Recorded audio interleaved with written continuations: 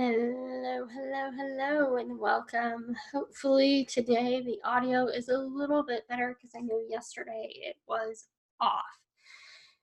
So I wanted to talk to you today a little bit about content libraries and how you might set one up, because I'm currently and have been putting one together slowly, very, very slowly, but surely. And I think that one of the biggest things,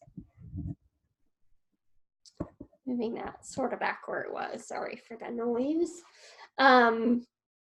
One of the biggest things for me was something that was very clean and easy to find and understand and scroll through. And I am an incredibly visual person, but I also get overwhelmed incredibly easily. So I needed something that I could expand and make perfect, but when I was done with it and I needed it to go away, it would. So one thing I'm going to show you really fast. Let me go ahead and share my screen here. There it is. All right. So let's get rid of that. Here is the gist of it. So these items will never, ever get closed. Like, I'm never going to have these like this. And what I may honestly do is when they are getting published this month, I might move them into in process. And then once they've been published, then they go back to, I might create another status where they are in waiting for, like, and that means that they need to be held for about a month or two before they go back out. Because if you watched my whole video on strategy yesterday, you'll know that one of the key things I said was that you'll want to repeat yourself, and you can reuse this content in a month or 2 months or even next quarter. So that's something that you will inevitably find. But if I wanted to add a status, we would do that in the settings area here, and we can change those here.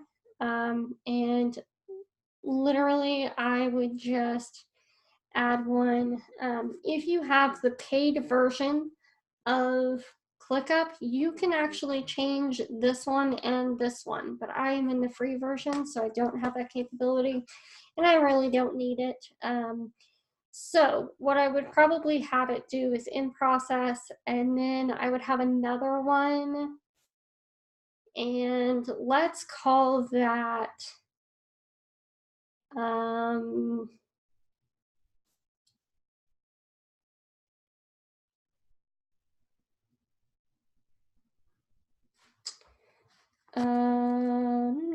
in process is more like in queue, so we're not going to do that. Let's change that to, the only thing I can come up with right now is holding. So we're going to go ahead and call it holding, and I'll come back in here later and probably change that to a different name. But anyway, so then holding. And the way that I would change this up is after it goes into process, then it goes into holding. And when it's open, it's just hanging out, ready to go. It's brand spanking new, something like that. And the only time that I would ever put anything to closed is if it were no longer relevant, meaning that it is ready to be retired because I'm either not using the system anymore and I don't recommend it anymore because I found something better, or it's so irrelevant.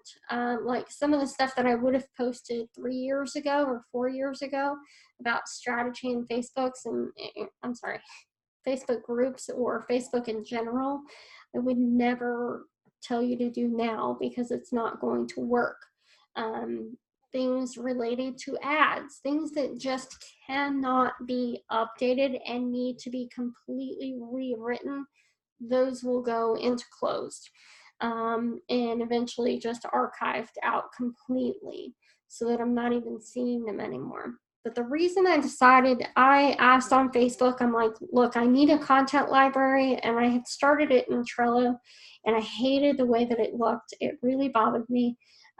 There was no way to see how many posts I had without scrolling down and actually counting them. And I don't know about you, but that is super duper annoying to me. I want to know at all times how many I have, just so that maybe I can get myself to the point of having 20 posts, 20 or 30 posts that I'm continuously recycling and going through and reposting for new people who come along and find me. That after 20 posts, you're not scrolling down somebody's page anymore. So it's completely okay to continue to reuse that content and put it out as fresh, and just refresh it a little bit, or take the concept and create it, add a new story, a different way to look at it, things like that. So here's what I've done. I have within ClickUp, I have a content space. And then within that, I then have a content library as a project. And then I have an ideas library. These are where I put concepts, like general, just names basically, and I can flesh out ideas and do any kind of fleshing out basically of those ideas. And in the content library itself, this is where I'm putting my short form posts. Now, anything that's long form, I'm still going to be writing that stuff in Google Drive. But then I'll need some kind of connection to hook it up here. So let's say, for instance, this one, it doesn't, but let's say it did have a Google Drive aspect to it. We can add,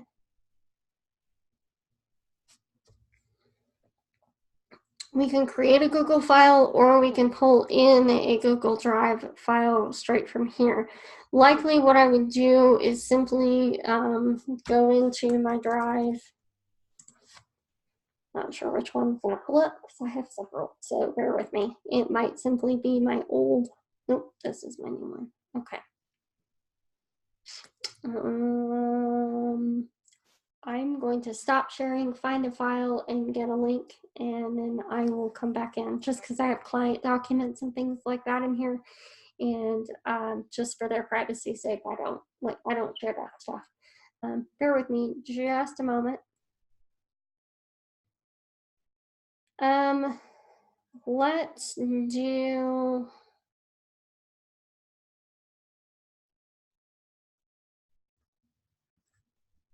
this basic business budget. Okay, because this is, something that I have shared on YouTube before. All right, give me a second. Let me go ahead and share that back, and I'll show you exactly how this is going to work out. All right, so now that I'm in here, let me move you down here, move me down here. What's happening is now you see everything that you need in here. We are going to share this and click on, if it ever pulls up here, get a shareable link. All right, good. Link copy to the clipboard. I'm going to come over here and I'm actually going to put that in a subtask, just so that it's always there. Okay, and now I have that. If I wanted to add a picture, let's do from my computer, and I'll pull up a picture that I made yesterday for this YouTube channel, one of the ones. Don't like that one so much. I don't hate that one, but it's not my favorite. All right, neither is this one, but we're going to go ahead and pull that up. So if I had like a social media image that I'm willing to post, I'm going to add it here. So you see something like this right there. Now you've got everything that you need for this post. Then if we were to schedule it, and let's say we're going to schedule it for the 3rd. I have to move myself back out the way. Sorry about that. And then we click add a time, and I can put 0600. It's going to go 6 o'clock a.m. And now when I go out of here, we've got a due date and time. And then if I were to go over here into the time aspect, it's going to show up. If I go into, here's all the things that are unscheduled. So the cool thing about Clickup, at least, is that, let's say, for instance, I want this one to go Friday at 9 a.m. Boom. It's now scheduled. If I open this post up, it's now scheduled for tomorrow at 9 a.m. Okay. I still have to do something with this. I still have to put it into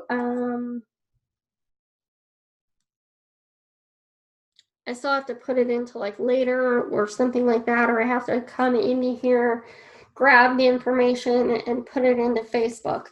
So it's not actually posting the stuff for me. But again, this was never meant to be a content calendar. This is literally just the library. But if I wanted to create my schedule this way, this is how I might do it.